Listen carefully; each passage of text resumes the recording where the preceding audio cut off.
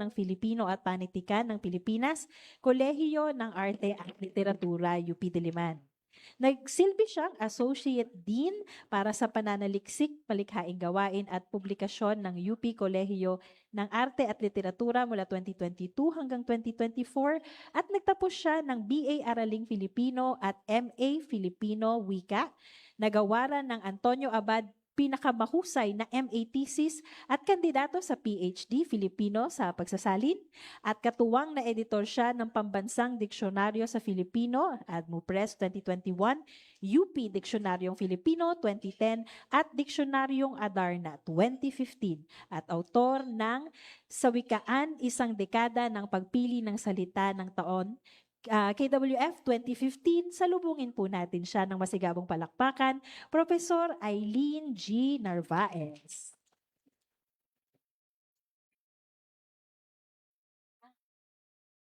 Hello, ayan. Magandang tanghali, magandang hapon sa inyong lahat.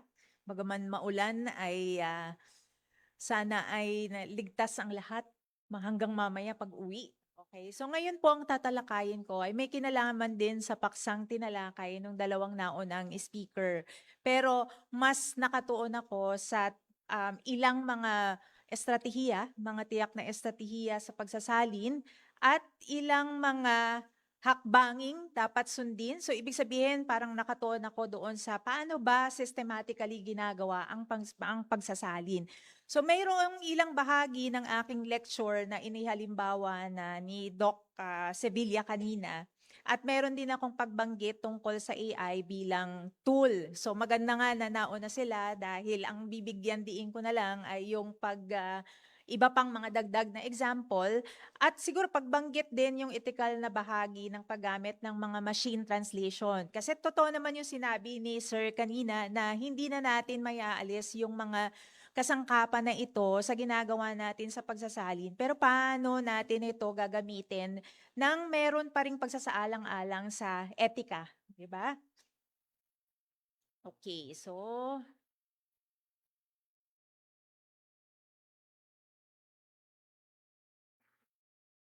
ayan.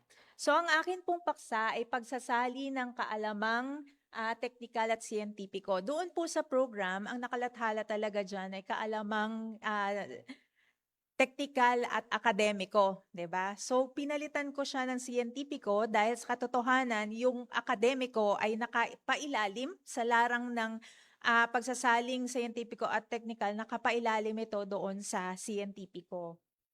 Okay? Ayan. So magandang pasimula tayo ngayong umaga sa panayam ni Dr. Sevilla para mabigyan ng halaga ang wika na ginagamit sa pagkatuto. Ang Pilipino na higit na naiintindihan ng mga mag-aaral upang matulungan silang higit na maging mataas ang kaalaman sa paglutas ng mga problema.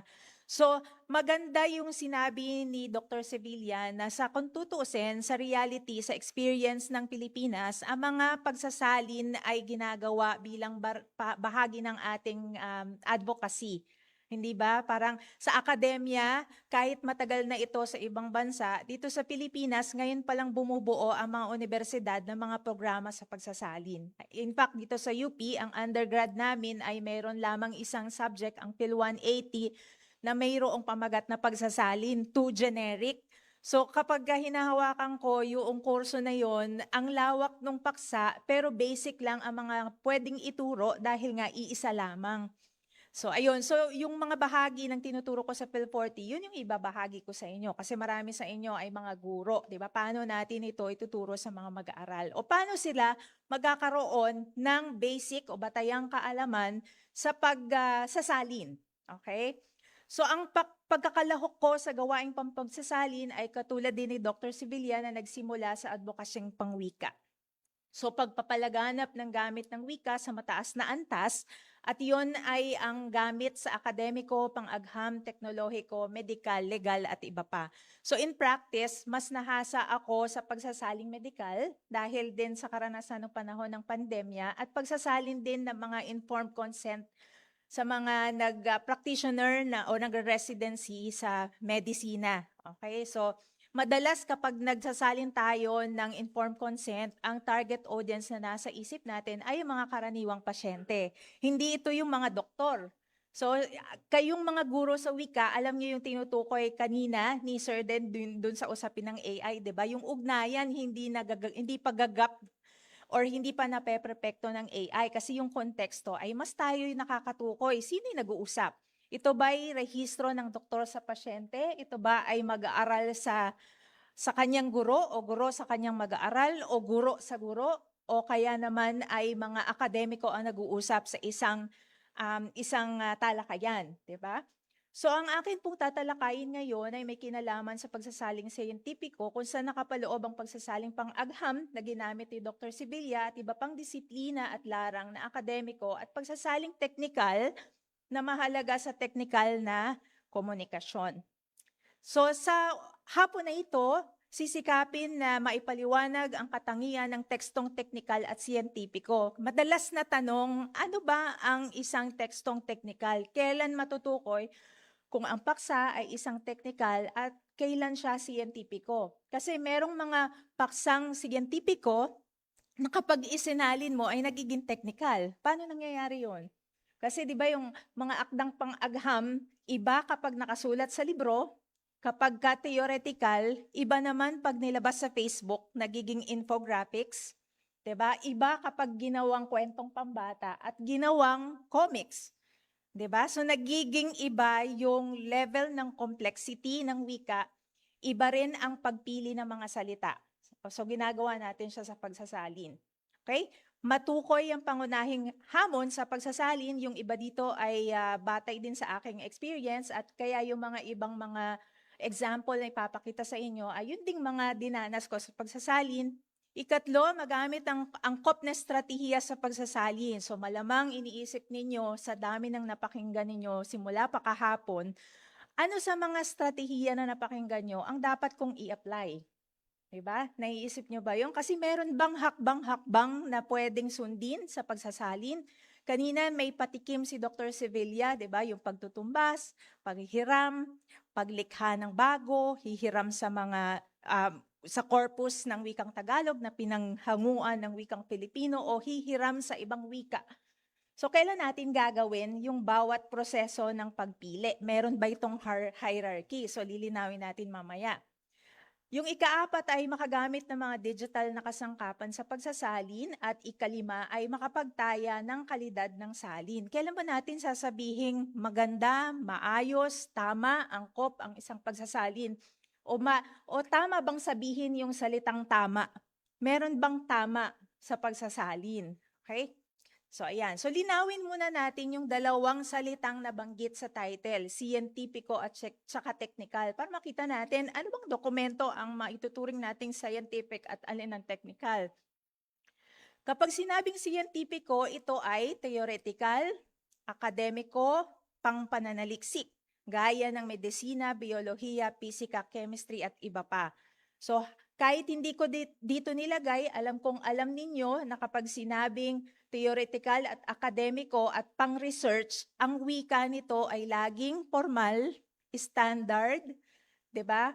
Mahaba ang paliwanag, ganun palagi siya. So kinabibilangan nito yung research paper, journal abstract, thesis and dissertation, mga clinical trial protocol, lab reports, grant and funding application, conference slides, funding application, textbook at iba pa at iba pa.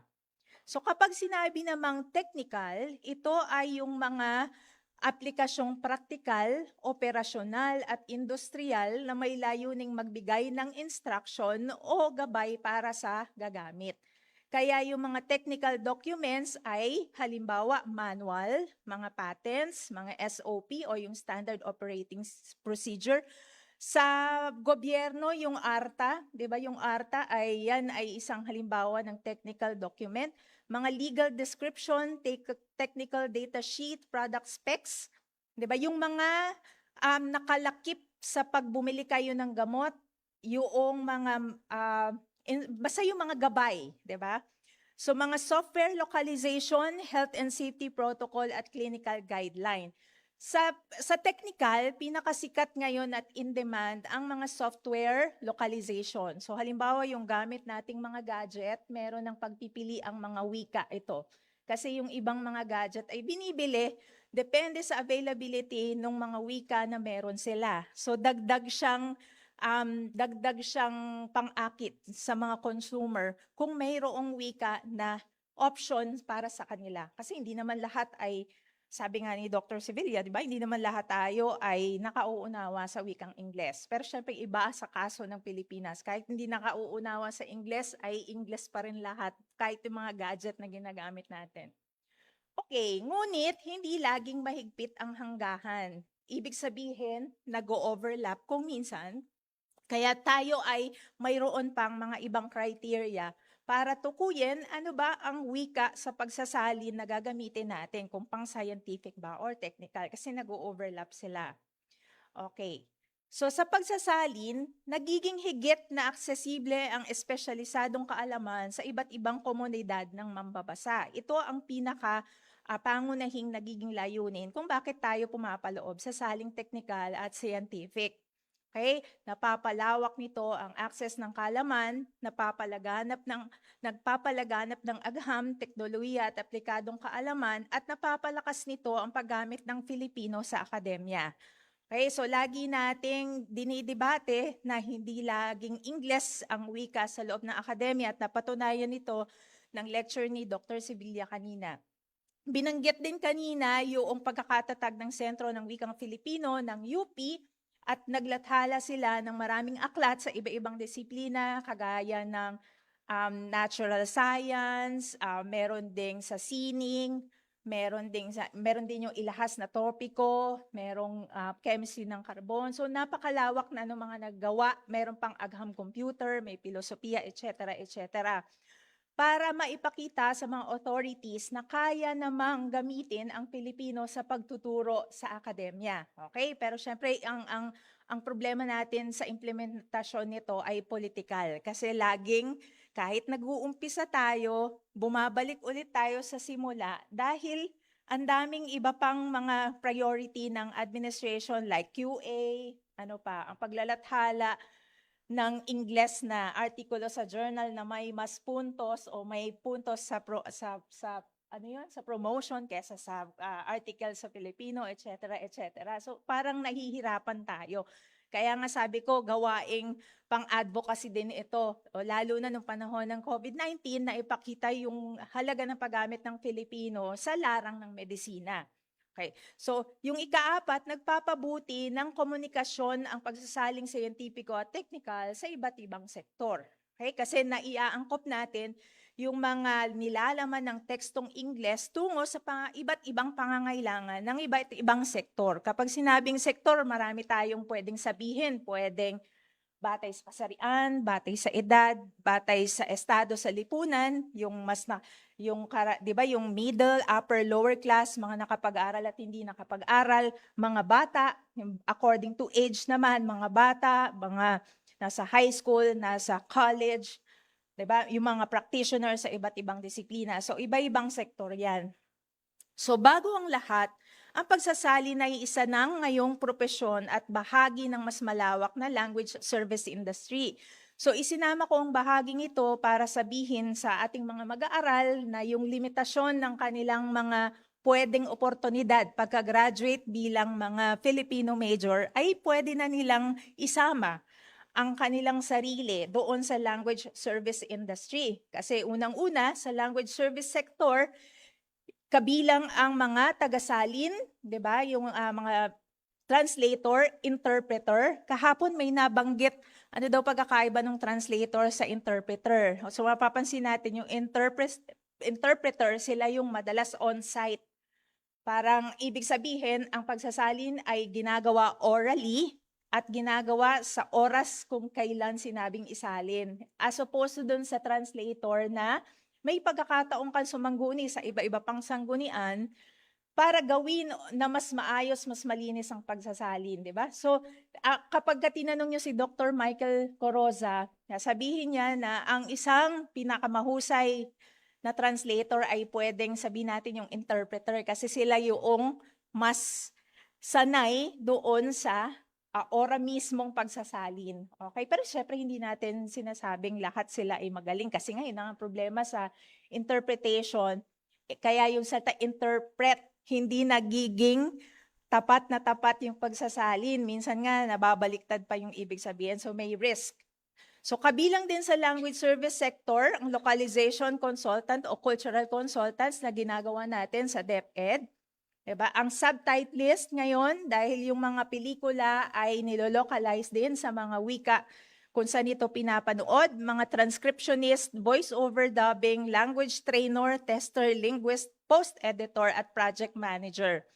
Ang isang translator ay pwede ring maging post-editor. Kasi halimbawa, ang isang akdang isinalin na ay dadaan sa isang yung nagre-revise, 'di ba? At nag-e-edit at nag-check ng consistency. Kasi sa pagsasalin mahalaga yung consistency. Okay? So ayan. Sa US, ito yung isang halimbawa or patunay na yung language service industry ay pataas. Okay, kung natatandaan ninyo, ang ICC din, 'di ba? Naglabas sila ng pabatid na kailangan nila ng tagasalin kailangan may alam sa legal, marunong ng Pilipino at marunong ng Cebuano. So alam natin dahil si Pangulong Duterte ay nandun. So gagamitin sa paglilitis. May isang universidad din sa US na naghahanap naman din ng guro sa Pilipino. Ang taas din ng sweldo. Diba? So yan yung ilan sa mga pangangailangan. Sa pangalawa, sa profesional na pagsasalin, malaking bahagi nito ay kinasasangkutan ng scientific and technological na pagsasalin. Okay? Gaya sa mga sektor ng manufacturing and engineering, software development, at saka healthcare. Okay? So may mga localization na ginagawa. At ito yung isa pa, ang mga tagasaling may specialization ay may mas mataas na kompensasyon, rate o bayad. Ano halimbawa nito? Sa US halimbawa, ang mga legal translator ay kailangan nila dumaan sa paglilisensya. So kapag ang service nila ay kinuha, mataas talaga ang bayad. So ano pa yung mga may specialize, yung medical translator, legal translator. Hindi ako sure kung yung sa Netflix, yung mga subtitlist, nung umpisa, nung wala pang AI, mataas ang bayad sa kanila. So parang ang naalala ko per isang buong movie ay nasa 50K ang bayad, pero ngayon ay naging editor na lang sila kasi ini-AI na yung script ng pelikula. Okay? So yan. So ang tanong ko sa inyo ay maituturing ba natin ang ating sarili bilang mga tagasalin? Maituturing ba natin ang ating sarili bilang mga tagasalin? Ano yung ganon? Sa katunayan, sa buong buhay natin, ginagawa naman natin ang pagsasalin, di ba? Yung kaalaman, itinuturo ng mga magulang natin, ay sinasadiwa natin sa kilos. Pero sa akademya, syempre, yung pagsasalin ay ginagawa natin orally at pwede rin siyang pasulat. Kaya yung usapin ng consistency sa ortografiya ay bahagi din ng kailangan ninyong pag-aralan sa pagsasalin. Pero hindi ko yun tatalakayin dito kasi mga isang semestreng lecture din yun. Okay? Yung usapin ng pagbabaybay, di ba? Mahalaga ang kaalaman sa SL at TL, ngunit, alam nyo na yung SL at TL? Yung SL ay simulaang lengguwahe at ang tunguhang lengguwahe. Pansinin niyo yung paggamit ng SL at TL. Part yan ng yung pag-iisip ng mga part ng terminology development. Kasi yung SL, source language, TL, target language, at ang acronym na ito ay kilalang-kilala sa araling pagsasalin. Okay? Kaya hindi natin ginawang simula ang wika, SW, at saka tunguhang wika, kasi nga sinikap nating maging tugma doon sa acronym ng SL at TL. So ito'y hindi ibig sabihin mali yung simula ang wika at tunguhang wika. Ito ay isa lang patikim doon sa pwedeng gawin bilang technical translator. Okay, yung tanong na kung kayo ba'y tagasalin, siguro ito'y dagdag na impormasyon na para maituring ninyo kayo bilang tagasalin sa larang ng scientific and technical, kailangang magtaglay kayo ng ganitong mga kasanayan, kahusayan. 'Di ba? So kailangan alam ninyo yung hinihinging translation service. Okay? part din ng parang ethical din yun eh. Natatanggap kayo ng isang proyektong alam ninyo. Pero sa katotohanan, may tumatanggap ng mga proyektong hindi nila gamay ang paksa, hindi nila gamay ang wika. So halimbawa, tatanggap ako ng translation sa Ingles. Hindi na ngayon problema ang kahusayan sa Ingles kasi ang dami na nating mga tool na pwedeng gamitin. Available na ang mga bilingual dictionary. Meron na tayong mga machine translation o translator, di ba? So ito yung mga yung kahusayang kailangan ninyong kasanayang kailangan ninyong taglagin, yung language competency, kaalaman sa mga involved na kultura, yung intercultural competency, yung pagtuklas ng mga impormasyon kaugnay ng paksa na inyong isinasalin. So kung halimbawa kung legal yan, dapat may kaalamang legal ka. Kung yan ay medisina, dapat may kaalamang kang kung anong field ng medicine yung isasalin. Okay, pero in reality din, hindi ito nangyayari sa Pilipinas kasi sabi nga ni Dr. Sevilla, siya ay nagsimula bilang bahagi ng kanyang advocacy ng pagtuturo ng chemistry sa mga estudyante para madali nilang maintindihan. Ako ay hindi naman nasa medical field, pero naging kalahok ako sa pagsasali ng mga terminong pang-pandemya noong panahon ng COVID-19. So kailangan ng research at kailangan sumangguni sa mga eksperto na nandoon sa field na yon. So hindi rin naman siya naging problema, pero part ng kakayahan nating yung information mining, magsaliksik ng impormasyon, kaugnay ng paksang inyong isinasalim. Thematic competency, ganun din, di ba? At saka yung kaalaman sa teknolohiya. Okay? So, sa EMT Competence Framework 2022, medyo ni-revise nila ito. Yung EMT, ang ibig sabihin ay European Masters in Translation.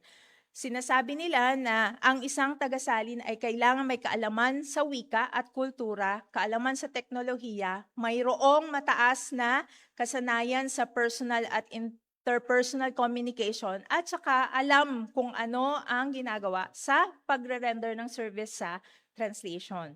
Pag sinabi kasing serbisyo sa pagsasalin, titingnan pa natin kung anong ibig sabihin. Okay. So para maging sistematiko, kung kayo ay involved o kalahok sa pagsasaling technical, mayroong tinatawag na translation project specification. Narinig nyo na ba ito? Kasi ito yung may mga pagsasalin kasi na ibinabalik ang pagsasalin. O kaya pag dumaan sa validation, bagsak yung pagsasalin. Paano kaya nangyayari yun? Ibig sabihin, hindi nakatugon yung ginawang pagsasalin doon sa inaasahan ng nagpapasalin. Pero ang tanong, may experience ba kayo na kapag may nagpasalin ay binibigay sa inyo kung ano yung inaasahan sa inyo? Di ba madalas bibigay lang yung dokumento, tapos bahala na kayo kung paano nyo siya isasalin. Nang hindi mo alam, para kanino ba ito? Saan ba ito lalabas? Okay? Kaya may tinatawag na translation project specification. Hihingin nyo to. Okay? Para hindi masayang yung inyong pagsasalin. O kaya naman hindi sabihin, ang pangit naman ng ginawa nyo pagsasalin.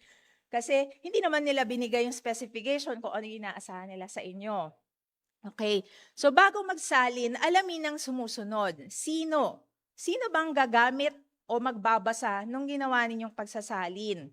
Okay? Kasi dito kayo magagabayan kung ano ang variasyon ng regional na wika ang gagamitin, kung angkop, o kaya naman kung anong wika yung kailangan ninyong, o yung rehistro ng wika na kailangan ninyong gamitin. So ano yung halimbawa nito? Sa isang teksto, halimbawa yung salitang guro.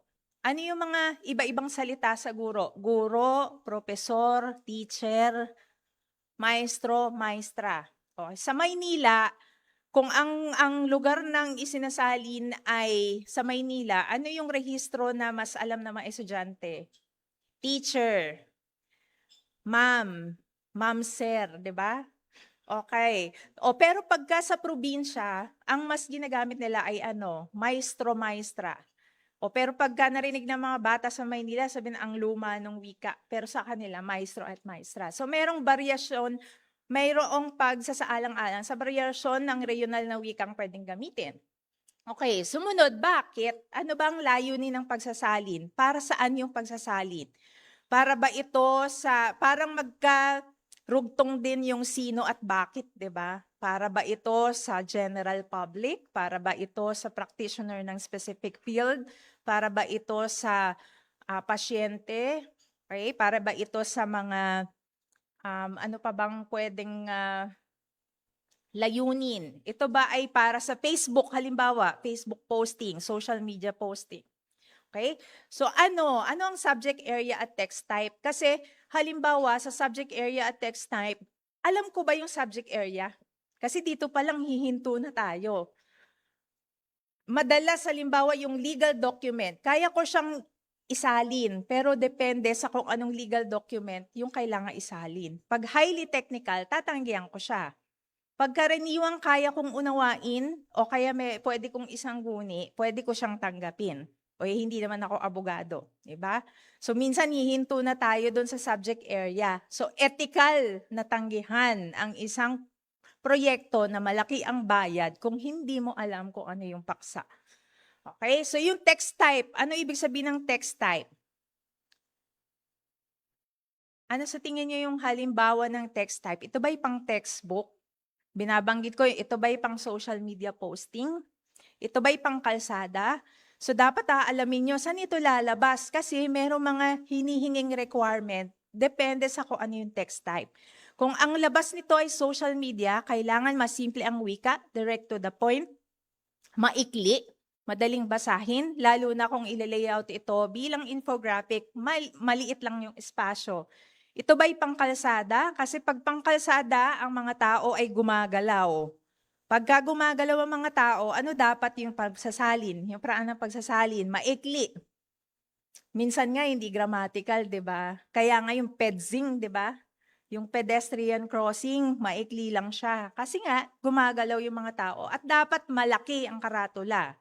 Okay? So yung sumunod, paano? Ano yung format? Ano yung workflow? Gaano siya kakapal, kadami? At ano yung mga tools na pwede mong magamit? Pag sinabing tools, halimbawa, may isang paksang wala pang nagsasalin. Very challenging yun. Kasi kailangan mong ikaw ang magpasya ng maraming pagsasalin doon sa mga termino. As opposed to doon sa mga ilang paksa na meron ng naunang pagsasalin, kailangan mo saliksikin. Ano na yung mga termino na naisalin na nila? Hindi ko na inuulitin. Pwede kong gamitin. Pero pag sa tingin ninyo, sa pagtatasa ninyo ay hindi ito applicable o hindi ito maintindihan, pwede kayong gumawa ng bago. So yung mga example halimbawa ni Dr. Sibilio kanina, yung sa maugnayin, di ba? Ang dami doon, hindi naman siya nag-survive. Ang isang halimbawa na nag-survive ay yung balarila. Yung mga pangalan, pang-uri, pandiwa, para iwasan ang noun, ang pronombre, di ba? Yung Spanish and English form ay iniwasan doon sa balarila. Kaya naggawa ng mga bagong terminolohiya sa pagtuturo ng grammar. Okay? At syempre, kailangan ko i-consider kailan ang deadline. Makatwiran ba ang deadline doon sa volume? 'Di ba? So, kailangan sa timeline ninyo ay matutukoy din ninyo yan, magkaugnay yan. At magkano? Makatwiran ba ang bayad doon sa pinagagawa? So, ito ay ang tinutukoy kong translation project specification. So kapag kayo ay kinomisyon sa gawain pampagsasalin, lalo na sa technical at scientific, ito yung mga kailangan ninyong tanungin at linawin. Okay? So next na bahagi, ano nga yon ang mga hamong kinakaharap natin sa tuwing tayo ay nagsasagawa ng gawaing pampagsasalin? Okay? So, ito ay binubuod ko ha. Una, terminolohiya.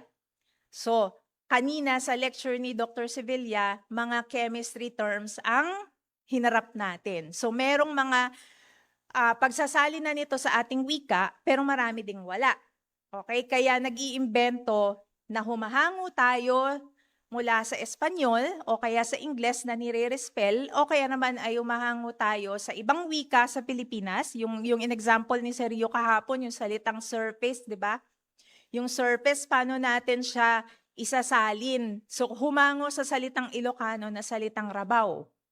Okay? Yung salitang wild, 'di ba? Kapag yung salitang wild, isinali natin sa Filipino, iba pa kapag halaman, iba pa kapag hayop. Pero sa hayop, merong mailap pa, merong pang mabangis.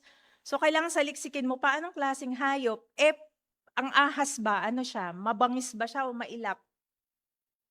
Ha?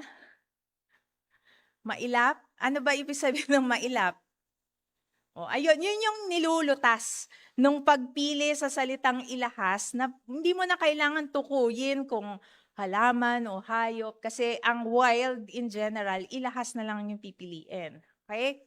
So marami tayong mga terminolohiya na kailangan nating pagpasyahan kung ano ang magiging itsura nito sa target na wika. Okay? Sa tunguang wika. Pangalawang na iengkwentro na ating na problema sa pagsasalin ay ang kawalan ng katumbas o untranslatability. So kahapon may tanong akong na-encounter yung paglalagay ng footnote. 'Di ba? So yung mga karaniwang yung mga karaniwang walang katumbas ay yung mga cultural na termino. Kailangan natin yun panatilihin kasi baka mamaya halimbawa yung sensei ba sa Japanese, pwede ba siyang gawing guro? 'Di ba? Puwedeng gamitin yung sensei kasi sa mga Hapones meron itong, kahalagahang kultural.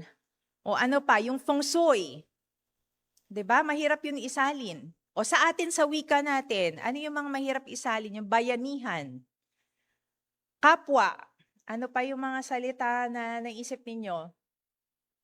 Ha? Mabuhay, ano pa? Ha? Pasma, o 'di ba yung salita ding pasalubong? Okay, hindi siya puwedeng yung iba tinutumbasan na salitang souvenir, pero iba ang ibig sabihin sa Ingles ng souvenir sa salitang pasalubong, okay? So ayun, so yung kawalan ng katumbas, may mga paraan paano ito itatawid sa pamamagitan halimbawa ng footnote, okay? Pero puwede rin namang mag-imbento. So ano pa mga imbento? Halimbawa yung sa Balarilangan na, yoong mga pangalan pang-uri, 'di ba? Mga imbentong salita ito. Okay? Mga bagong likha. Okay. So sa genre, kailangan alam natin ang uri ng teksto, ang rehistro ng wika, yung estilo at tono. Kailangan kilalanin ng target na mambabasa at kung sino ang gagamit ng translation output. Kailangan magsaliksik kaugnay ng pagkakaiba-iba ng kultura ng SL at TL at saka yung consistency. So itong huling pangalawa, yung consistency, ito yung usapin na sinasabi ko, paano lilitaw sa pasulat na anyo yung translation, yung orthography. Kanina sinasangguni ko si Sir Sevilla tungkol doon sa kung anong bigkas ang baybay. Kasi doon sa, yung paano yung G. Kasi doon, DYA, pero karamihan doon sa mga, in example niya, yung G na G pero I yung dulo. So, tapos yung BIO, BIO, pero ano bang dapat? BIYO ba siya? So, merong mga ganong consistency na kailangan isinasaisip din natin. So, challenging yung pagpili ng salita at magiging itsura ng salita or spelling. Okay? At syempre, yung sumunod, yung kaalaman sa subject matter. Okay? Madalas nga, gaya ng sabi ko, dito tayo napapahinto kasi kung hindi natin alam yung subject matter, mahirap maging tagumpay yung gagawing pagsasalin. Okay, so sa isang halimbawa, sa patients with compromised immune systems are at higher risk of developing severe infection. Mayroong dalawang mungkahing salin. Ang mga pasyenteng may mahinang immune system ay mas mataas ang panganib na magkaroon ng malubhang impeksyon. Sa pangalawa, mas nanganganib na magkaroon ng malubhang impeksyon ang mga pasyenteng may mahinang sistemang panlaban ng katawan. Okay? Ano nyo ha? Okay. Ano ang mas akma sa dalawang salin? Para sa medical journal, para sa patient information leaflet, para sa grade 7 health module. Ha? Para sa medical journal, ano sa tingin nyo ang mas angkop? Yung 1. Para sa patient information leaflet. Hmm?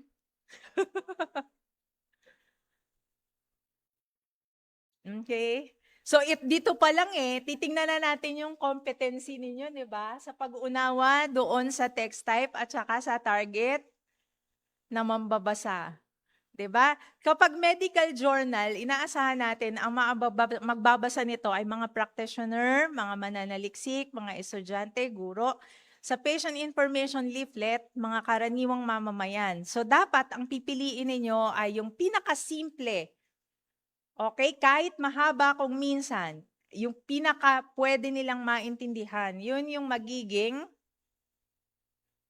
pagsasalin. Doon sa letter C, pwedeng halos kapareho ng medical journal, pero kailangan pa rin pasimplehin kasi ito yung mga bata. Diba? So yung immune system, kailangan ninyong ipaliwanag. Ano ba ang ibig sabihin ng immune system? Okay, so pwedeng lagyan ng dagdag na paliwanag sa grade 7 module. Ano ang immune system? Okay? So maaaring magbago ang pinakaangkop na salin kapag nabago ang layunin, ang uri ng teksto at mangbabasa. Okay? Kuha ninyo? Kaya mahirap sabihin kung tama ba ang pagsasalin, mas tamang sabihin angkop ba ang pagsasalin. Okay. So mula dito, tutungo tayo doon sa iba't ibang estratehiya sa pagsasalin. So medyo mabilis ba ako? Carry lang? Okay, kasi 1 oras lang yung ating oras. Okay. Ito'y medyo tinalakay na ni Sergio kahapon at may mga example ding binanggit si Dr. Sevilla. Ano ba yung sa practice sa Pilipinas, sa Filipino translator, ano ba yung mga strategies sa pagsasalin? Meron tayong pagtutumbas, panghihiram, at saka paglikha. Okay? So sa pagtutumbas, kung sa Ingles, ito yung equivalence, sa panghihiram, ito yung borrowing, at sa paglikha, sa araling saling ginagamit yung calc. Okay? So sa pagtutumbas, ito yung paghahanap ng pantumbas na salita mula sa kasalukuyang corpus ng wikang Filipino. So mahalaga na kung kayo ay translator, mag-invest kayo sa isang mapagtitiwalaang diksyonaryo. Hindi nga isa kasi marami nang available. Pero kailangan ninyong piliin alin ang pinakamahusay, syempre. Okay? Kung wala o hindi ito available sa corpus ng wikang Filipino, pwede tayong maghanap sa mga pantumbas na salita mula sa ibang wika sa Pilipinas. Okay? So halimbawa ngayon, ginagamit na yung padayon. O, diba? Yung example kahapon, yung rabaw, ilahas, yung salitang katarungan, yung tarong doon ay galing sa Cebuano. Hindi naman siya galing sa Tagalog. Okay? So yung pangalawa, yung panghihiram, ito yung paghango natin ng mga salita mula sa mga dayuhang wika tulad ng Espanyol at Ingles at iba pang wika.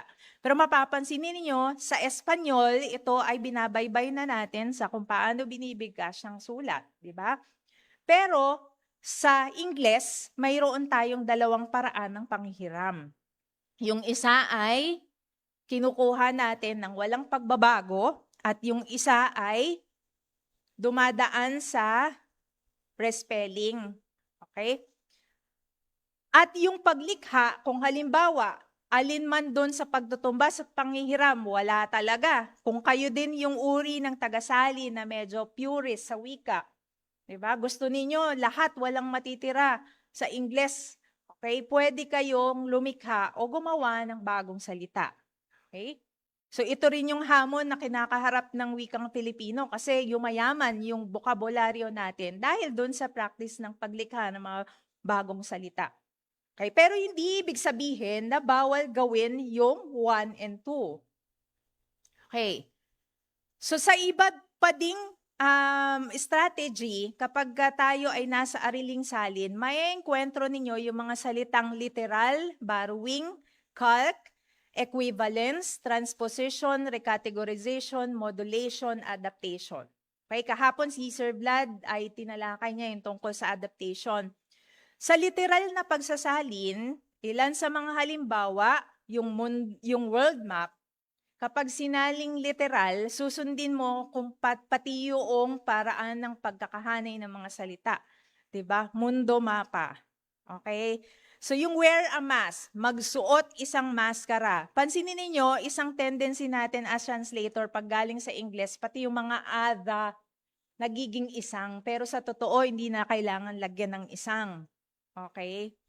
Magsuot ng maskara lang di ba? Pero may mali dyan na hindi ang sinasabi natin dito literal, hindi contextual. Kasi ang maskara sa atin ay yung parang kinukubli mo yung buong muka. Pero yung mask, ito yung sinasabi natin, natutumbasan mo yung Ingles. Mask to maskara, pero iba yung maskara sa mask. Facial mask, face mask. Sa idea ng panahon ng COVID-19, di ba? What's your distance? Bantayan iyong distansya. Ang ibig lang naman sabihin niyan ay, ha? Lumayo, 'di ba? O anyway, spill the tea, 'di ba? Ibuhos ang tsaa. 'Yun ba ibig sabihin nun, 'di ba? Literal nga O, idiomatic ito, 'di ba? Okay. So sa parenting, ginagamit na ngayon ang salitang pagmamagulang. Okay? May mga salitang nagkakaroon tayo ng magagandang salita dahil sa literal na pagsasalin. Isang halimbawa to yung parenting, 'di ba? Paano mo isasalin yung parenting pagmamagulang? At ginagamit na ito sa family life and child development. Okay? So, pagmamagulang, 'di ba? Ayan. So, ayan. So, sa borrowing o panghihiram, pwedeng walang pagbabago o pwedeng nirespel.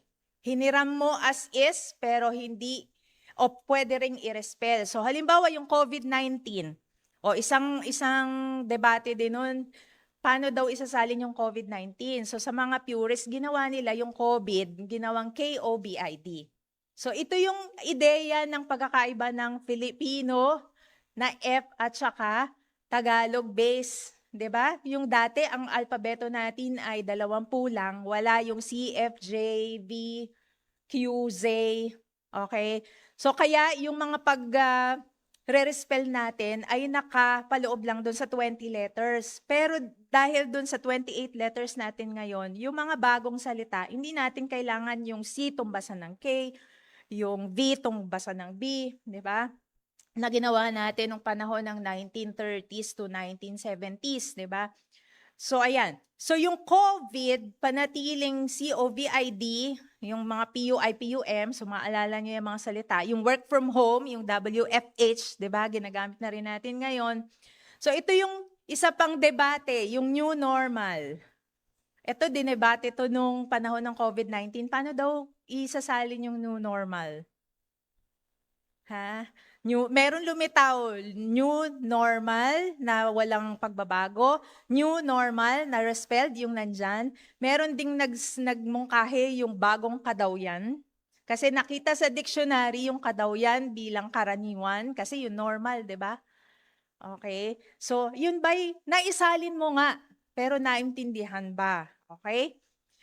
Diabetes, yung as is, diabetes at saka diabetes, alcohol, probable, parang portable sa computer, 'di ba? Yung suspect, okay? So yan yung ilan sa mga halimbawa. So sa calc, nabanggit din ni Dr. Sibilio kanina, 'di ba? Kaya tayo nagkaroon ng mga advokasing pangwika sa pagsasalin ay dahil dun sa nangyari sa storm surge, 'di ba? Noon sa Tacloban, at ito ay isinalin bilang daluyong bagyo. Okay? So yung salitang classroom, ginawang silid-aralan, yung worldview, ginagamit na ngayon ang pananaw mundo tsaka tanaw mundo. Yung website, baka naririnig nyo na to kasi buwan ng wika ngayon. Ginamit yung puok sapot, okay? Yung email, ginamit ang sulatroniko. Bagaman ang comment ko sa ang KWF ginagamit nila yung sulatroniko. Pansinin ninyo, ang paggamit ng letter E, ano ang ibig sabihin niyan? Pagpapaikli. So hindi siya tumutugon doon sa naging istruktura noong original na E, Kasi mas humaba siya. So parang hindi yata tama. Ginagamit na natin yung E bilang elektroniko. Kaya nga ngayon, di ba, ang St. Peter ay may services na e-burol. Di ba? So yung E, ginagamit na natin ngayon. Okay. O ano pa ba mga E? E-salin. Di ba? E-salin. Okay. E-load. Di ba? Okay, sa mental health, ngayon, ginagamit na rin ang lusog-isip. Okay, imbes na kalusugang pangkaisipan na masyadong mahaba, pero hindi ibig sabihin hindi yun pwedeng gamitin. Okay? Nag-iisip lang tayo na mga terminolohiya, kasi nasa ano tayo ha, na tandaan kanina, tayo ay nasa scientific and technical. So, mas maganda kung nakaiisip kayo ng mga technical na termino na pwede ninyong imungkahing gamitin para pag naengkwentro ng iba ay pwedeng gamitin. Maganda nga yung lusog-isip, di ba? Okay, so yung semen ay punlay o punla ng buhay. Di ba? Ito, ginagamit na yan. Meron pa yung isa yung sarikulay, parang maugnayin talasalitaan formulation. Di ba? Yung multicolored bilang sarikulay. Ang silver screen, pinilakang tabing. Ayan, nabanggit ko na pala yung multicolored sarikulay. Okay. So, binanggit ko kanina yung iba pang mga estratehiya gaya ng equivalence, transposition, recategorization, modulation, at adaptation. Ang equivalence, process of replacing elements in the ST or source text with corresponding elements in the target text, so to replicate the same situation in the original while using completely different wording. So ano yung halimbawa? Yung danger, pwede siyang risk of death. Yung wet paint, pwedeng freshly painted. Yung parenting, yung inalimbawa kanina, pwede siyang pagmamagulang. Okay? So yung transposition or recategorization, ay ito lang ibig sabihin, magkaiba siya ng category of speech. So halimbawa, mag-intellectualize sa Ingles. Paano nyo isasalin sa pamamaraan ng recategorization? Magsagawa ng intelektualisasyon. Diba? So yun yung isang halimbawa. Okay, so pansinin din yung sa Filipino, yung wear a mask, imbes na magsuot ng mask o magsuot ng maskara, ginamit na yung magmask. Sa atin, diretso na. Pag sinabing mag-spaghetti, kumain ng spaghetti, di ba? So, mas maikli. So, pero sa madalas na pagkakataon, pag nagsasalin tayo sa Filipino, mas mahaba.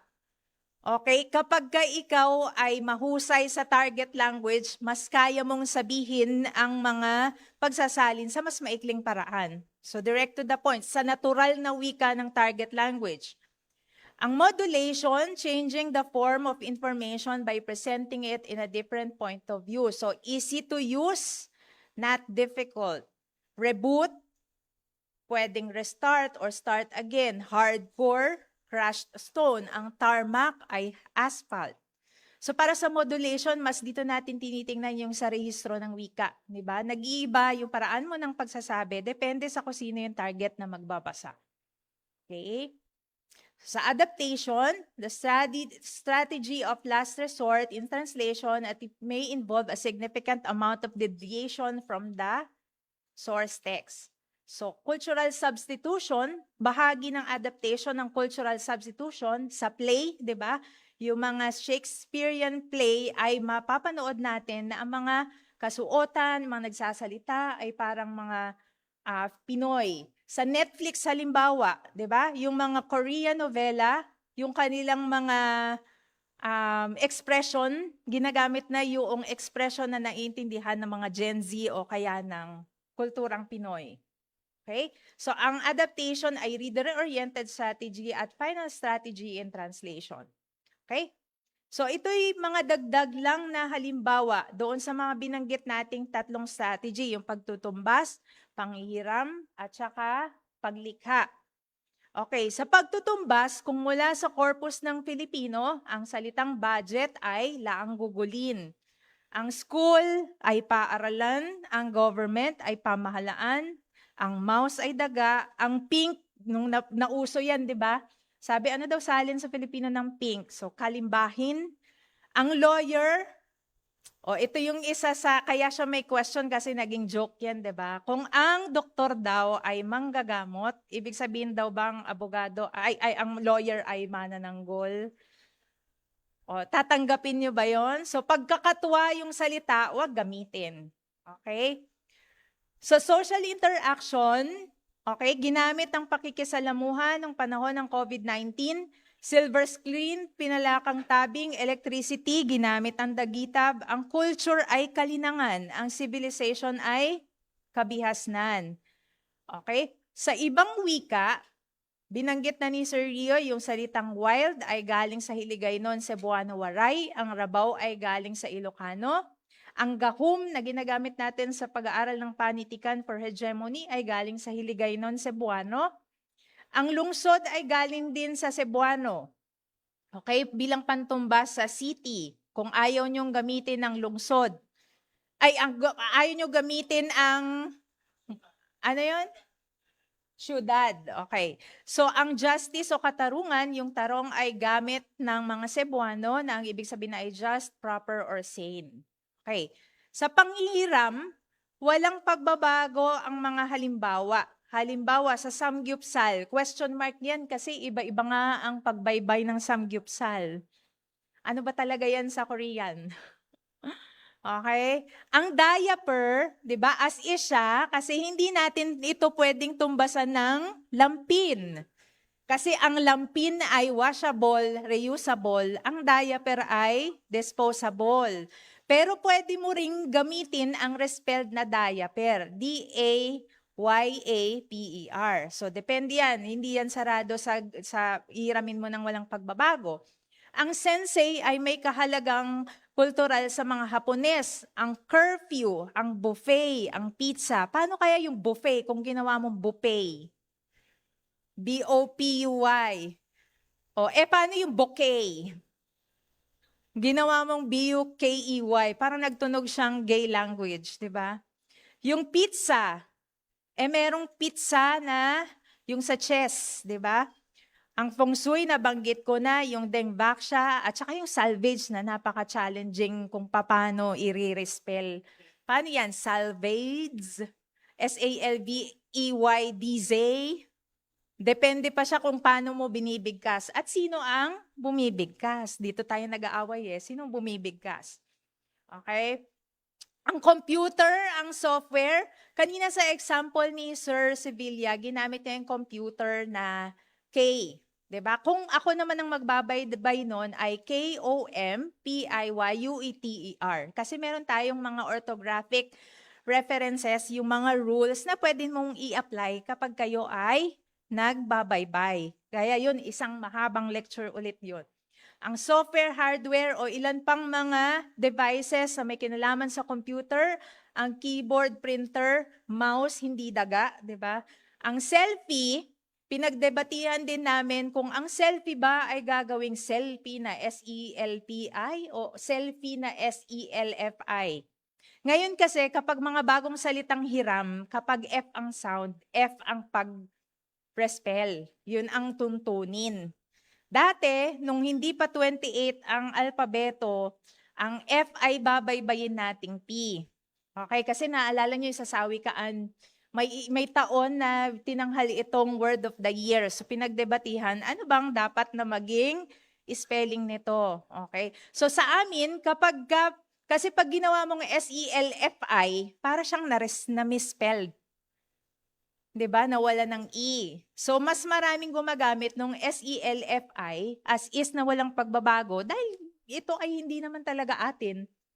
Okay? Galing siya sa wikang Ingles. Ang cellphone, kung minsan, pero tanggap na rin ang cellphone na S-E-L-F-O-N, pero merong ilang mga nagsusulat na cellphone na S-E-L-P-O-N.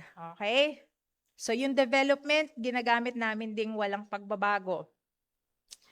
Sa pang-aangkin sa pamamagitan ng respelling, madalas ginagamit sa wikang Espanyol ang estandardisasyon, pulis, virtud. Sa Ingles, birthday, 'di ba ginagamit na natin yung BERTDEY? Kasi sa mga transcription, paano yun? O birthday mo ba ngayon? Paano mo siya ngayon ibabaybay? Actually, isa sa pinakamahirap na gawain ngayon sa language service provider ay ang transcriptionist. Kasi kailangan matuto rin kayo ng paglalagay ng gitling. 'Di ba? Sa pagtatranscribe. Kasi halimbawa, mayroon ka makikita yung mag-aaral, walang gitling.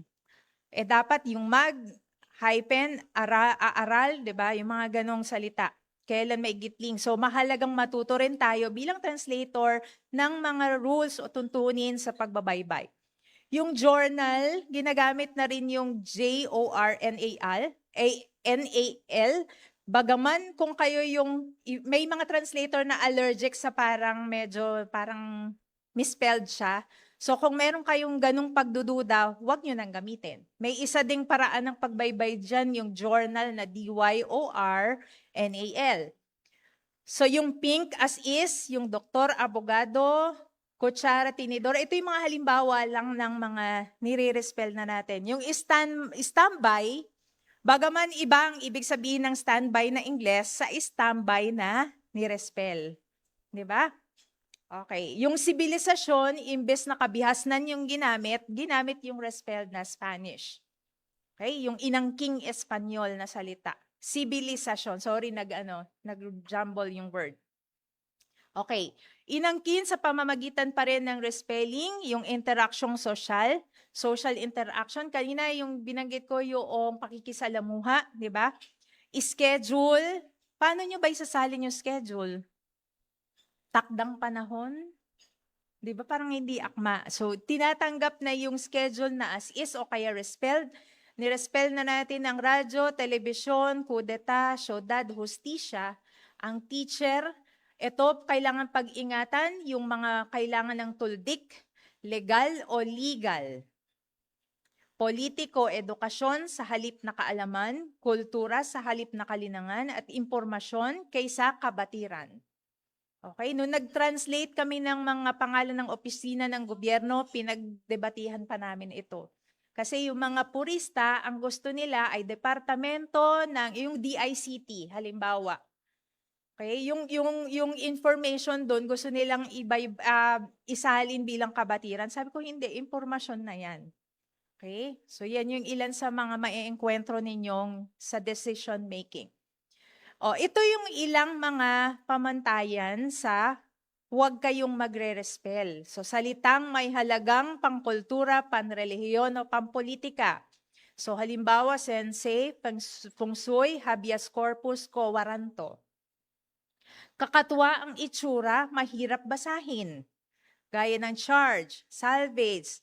Ito yung nung panahon ng COVID-19, yung disinfectant ba ay okay lang tanggaping desinfektante? Okay lang naman siya, pero yun lang ang problema, mahaba at nakabubulol. Yung selfie, bouquet, buffet. Nagiging kakatwa ang itsura. Hindi makilala yung salita at nagdudulot ito ng kalituhan. Gaya ng pizza, sa chess, yung dice. Kasi mapagkakamalang days. 'Di ba? May isa din ako na inkwento dyan, yung salitang dating. Dapat lagyan ng accent kasi minsan sa unang basa ay dating. Yung lamang, 'di ba? O lamang, pwede ring lagyan ng accent. So pangalang pantangi or scientific name ay hindi kailangang i-respell at ang mga sikat na acronym ay dapat ding panatilihing walang pagbabago. Okay? So sa paglikha, inuorasan ako 30 minutes na lang. Bibilisan na natin. Okay, sa paglikha, okay, ilan sa mga halimbawang salitang nilikha noong panahon ng Espanyol, yung salitang laya, diba? 19th century lang ito para para iwasang gamitin ang libertad o independensya. Ang mga salitang pangulo, ingat yaman, kalihim na ginamit ni Andres Bonifacio noong panahon ng Biak na Bato. Ang mga maugnayang talasalitaan na in-example ni Sir Sevilla kanina, kagaya ng sugnayan, sipnayan, kapnayan, haynayan, 'di ba? Yan ay mga nilikhang salita at mga salitang bahagi ng Balarila na nilabas ni Lope K. Santos noong 1940s. Okay, mga pang-uri, panghalip, pang-abay, hanggang ngayon ginagamit natin, 'di ba? Kaya ito yung itunuturing na pinakamatong tagumpay na mga bagong likha. Ang banyuhay ay ginagamit na for metamorphosis, ang punlay, sarikulay, ang dalubhasa, dalubguro, dalubhasaan, pamantasan, at ang likaskaya na katumbas ng sustainability ay ginagamit na rin ngayon. Okay? Bagaman yung sustainability, ginagamit din ngayon yung sustainabilidad, yung galing sa Espanyol. Okay. Tandaan na ito ay mga gabay lang at ang pagpapasya sa pagpili ng salita ay nakadepende sa mapagkakasunduan ng institusyon at depende sa layunin ng pagsasalin. So ilan sa halimbawa din, 'di ba? Sa pagsasalin, marami tayong mga synonyms o mga salitang pwedeng piliin. Halimbawa, sa mother, nandyan ang ina, nanay, mommy, mother, mama, mudrax, ermats, madir. So kahit di ko pinapaliwanag, alam kong alam ninyo kung kailan ninyo pipiliin ang mga salita. Minsan nakadepende sa edad, sa henerasyon, ano pa, sa estado sa buhay. Kasi di ba, kami noon, yung lola ko ayaw niya na tatawagin namin ang mama ko ng mami. Kasi daw pag mami ay pangmayaman. Kaya ang tawag ko sa mama ko ay mama lang. Okay? Iba pa pag naiba ng bigkas, iba ang mama, iba ang papa, o iba ang papa. O ang papa pwedeng father, pwede ring jowa. Okay. So guro, maestro, maestra, professor, teacher, faculty, sir, ma'am, Mr., Miss. Ngayon, yung gender neutral ay ginagamit na ang MX at ginagamit din ng mga bata ngayon ang ma'am, sir. Ang tawag sa iyo ay ma'am, sir. So, any, sabi. Okay. Sa assistant, ginagamit ng katulong, kawaksi, katuwang, kasama, alalay, alila. 'Di ba? Sa kasambahay, kung napanood nyo yung mag-ina, 'di ba? Napanood nyo yung mag-ina, ang tawag sa katulong doon ay muchacha. 'Di ba? Muchacha, kasambahay, alila, alipin, katulong, maid, etc., etc. Cook all around, mayordoma, kung lalaki, boy. 'Di ba tingnan niyo yung boy, hindi naman siya ibig sabihin lalaki, pero boy katulong na lalaki sa bahay. Okay? Ang prostitute ay pwedeng puta, sex worker, pokpok, GRO, hostess, prosti. So depende sa kung ano yung rehistro ng wika. Okay. So marahil, batay dun sa mga pinresent na mga strategies, kailan natin gagamitin ang isang partikular na estratehiya? So ang sagot ay maaaring gamitin ng lahat ng walang partikular na order. So depende kung ano ang angkop sa inyong teksto. Isaalang-alang ang katangian ng target text. Mas yun ang magbibigay sa inyo ng direksyon kung ano ang pipiliin ninyong angkop na salita. So kailangan ng target audience at tiyakin ang layunin ng pagsasalin, lalo na kung ito ay discipline o specific sa field. Okay? Okay, ito ay ilang mga paalala. Mayroong mga translator na nag-shortcut. Ibig sabihin, pag binigay yung teksto, kagad diretso salin na. Okay? So ang nagiging problema, hindi nakapaglilista ng mga salitang hindi alam. Kasi sa simula pa lang, dapat nagno-notes na kayo tungkol saan yung teksto. Naintindihan nyo ba yung buong teksto? Kasi baka mamaya, nagsasali na kayo sa kalagitnaan ng teksto, ay ayoko na pala nito, ang hirap nito, nakakatamad gawin, o kaya hindi to kaya ng wika ko, bigla ka na lang hihinto. So sa simula pa lang, i-evaluate mo yung text sa pamamagitan ng pagbabasa ng buong teksto. Okay? Kung magsasalin kayo ng creative text na maraming version, kailangan nga nabasa nyo yung lahat ng iba-ibang version para mas mapipili din ninyo kung alin ang pinakamahusay na version. Ikalawa, itakdang layunin ng pagsasalin kahit yung target text, paano ito lalabas doon sa anyong nakasalin na at yung target na mambabasa. Ikatlo, tipunin ang mga kasangkapang magagamit sa proseso ng pagsasalin. Ihanda ang mga diksyonaryo. Saliksikin kung field specific, baka meron ng mga glossaring lumabas na pwede ninyong gamitin. Okay?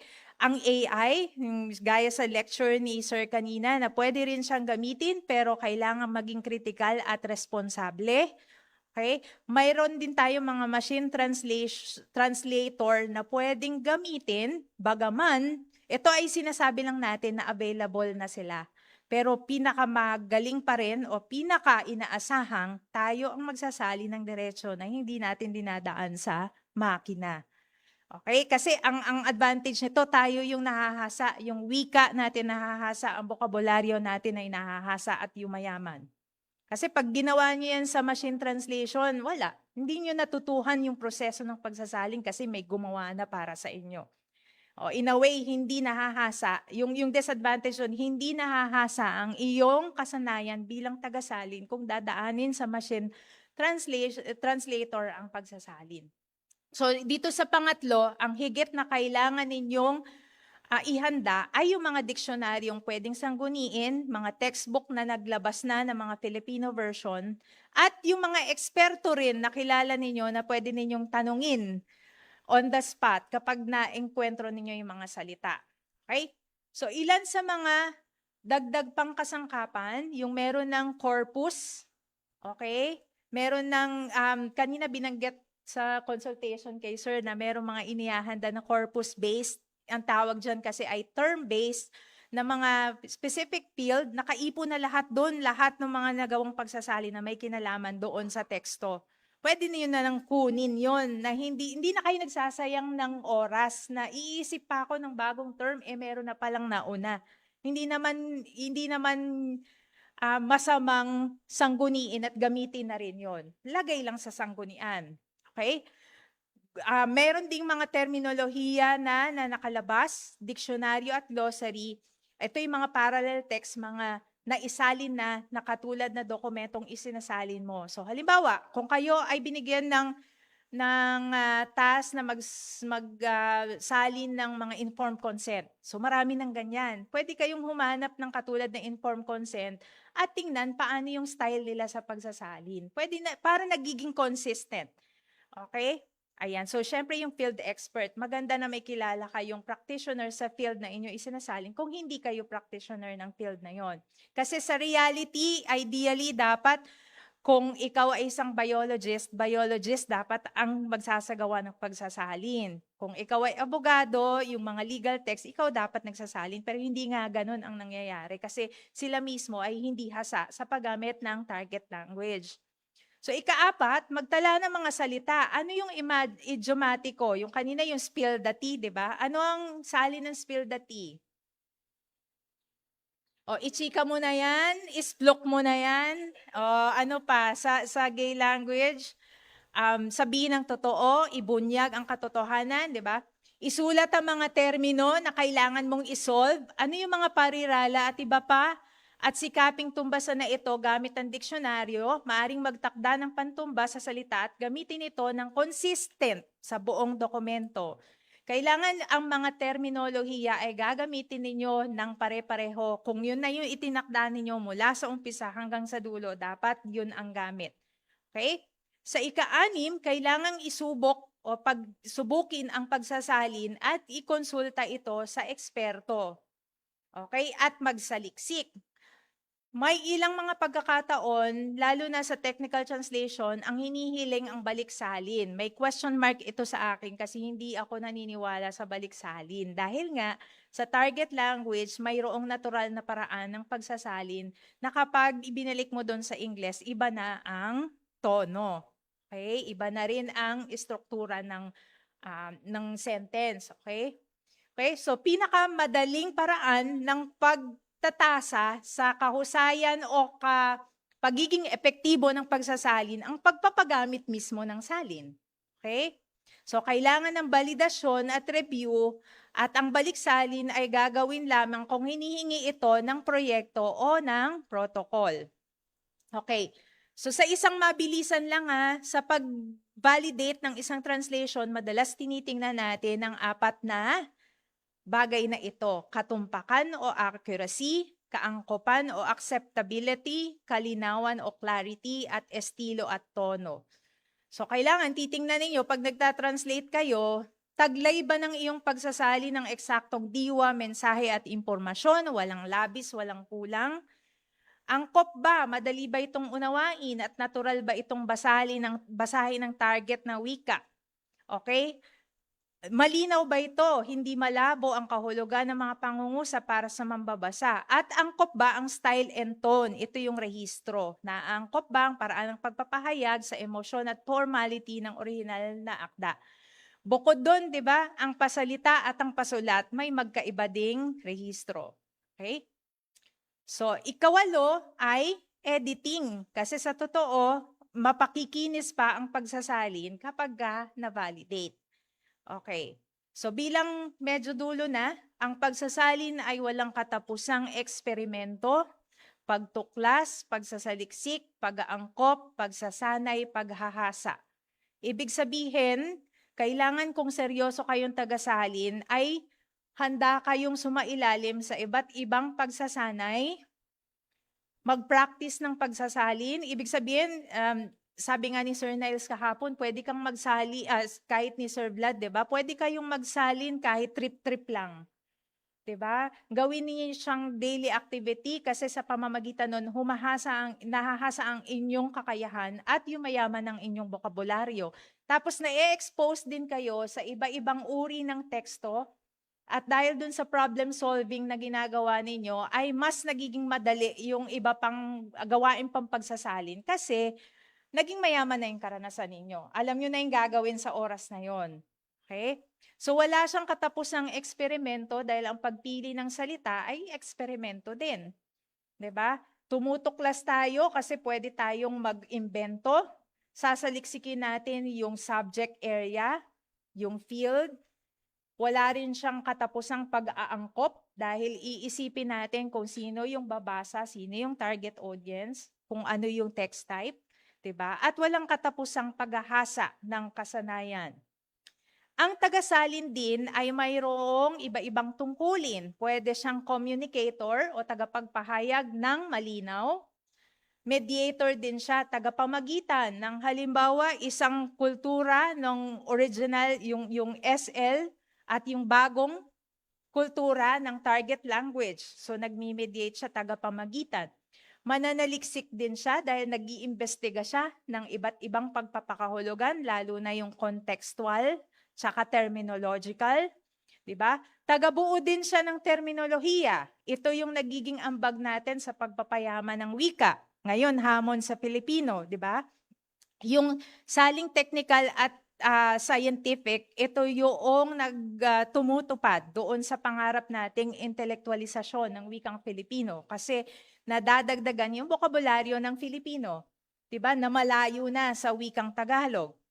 Tayo rin ay decision maker, tagapagpasya, kasi ito yung gawaing politikal bilang tagasalin. Kasi bilang tagasalin, ikaw na yung nagbibigay ng buhay, ng bagong buhay doon sa bagong anyo nito sa sa target na wika at saka target text, 'di ba? So yung mga pagpapasya mo ay makaka-impluwensya doon sa mga susunod pang pagsasalin sa parehong paksa. Okay? Kaya mahalaga din yung nililista ninyo, yung mga tumbasa ninyo para kung makaipon kayo ng ganap na dami ng mga salita, ay pwede na itong ilathala bilang glossary na pwedeng sangguniin ng iba. Okay? At pwede rin, halimbawa kami ni Sir Joey Bakiran, nagsisilbi kaming editor o proofreader ng gawa ng isa't isa. Bilang tagasalin, meron tayong mga naliligtaang mga bagay at saka yung minsan nagiging inconsistent din tayo kasi lahat ng mga salitang nasa isip natin nagagamit natin dun sa buong dokumento. So mahalaga na merong ibang tumitingin para nakikita ang ilang inconsistencies. So tayo ay nagiging editor at proofreader, tagatiyak ng linaw, consistency at kaangkupan. So ayun, yun lang po at ito yung ilang mga sinangguni.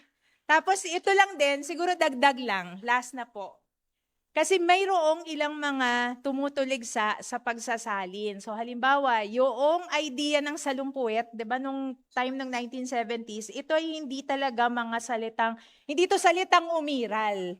Ito ay salita na pinantuligsa doon sa purism, 'di ba? So sabi yung salumpuwet daw kasi ang sinasalo ng upuan ay yung chair at saka yung silya, Espanyol at Ingles iniwasan, so ginawang salumpuwit. Kaya naging joke tuloy, 'di ba? Paano daw yung panty at bra? O kaya kaya yung Maria Clara at Ibarra, naalala niyo yung sa Maria Clara at Ibarra? 'Di ba si Barbie, may dala siyang panty at bra nung nagpunta siya doon sa ira ni Maria Clara. So sabi, ano yan? Ano yan? So parang paano ang panty at bra, wala pa naman siya ng panahon ng Espanyol. So di ba yun ay dapat, paano nyo isasalin? Di panty at bra. So yung panty ay P-A-N-T-I or pwedeng gamiting as is. Pero sa joke, di ba sabi, yung panty daw ang brief. Ha? Sabi, 'di ba, salongganisa, 'di ba? So merong ano 'yun, tabu. Paano naman daw yung panty? Ayun, salungguhit. So joke daw, 'di ba? Kaya yung bra naman ay salungsuso, 'di ba? Anyway, nakat na ba 'yun? Anyway, isa din ito, yung mga pagtulig sa pagsasalin, 'di ba? Ginadaan sa joke. So bakit daw hindi pwedeng gawing pure na Tagalog ang mga accounting terms? So sabi yung asset daw ay ari. Ang fixed asset aring nakatirik. Liquid asset aring tumutulo. Depreciation, pagkalaspag. Fully depreciated asset, aring laspag na. Di ba? Owned asset, sariling ari. Other asset, ari ng iba. Erroneous entry, mali ang pagkapasok. Double entry, dalawa ang pinasukan. O nga naman. Multiple entry, labas-pasok. Correcting entry, itinama ang pagpasok. Reversing entry, baliktad ang pasok. At ang tangible asset, parang sa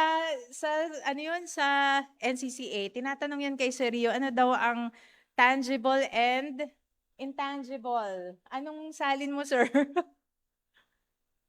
Ayun, pamana. 'Di ba? Contextual.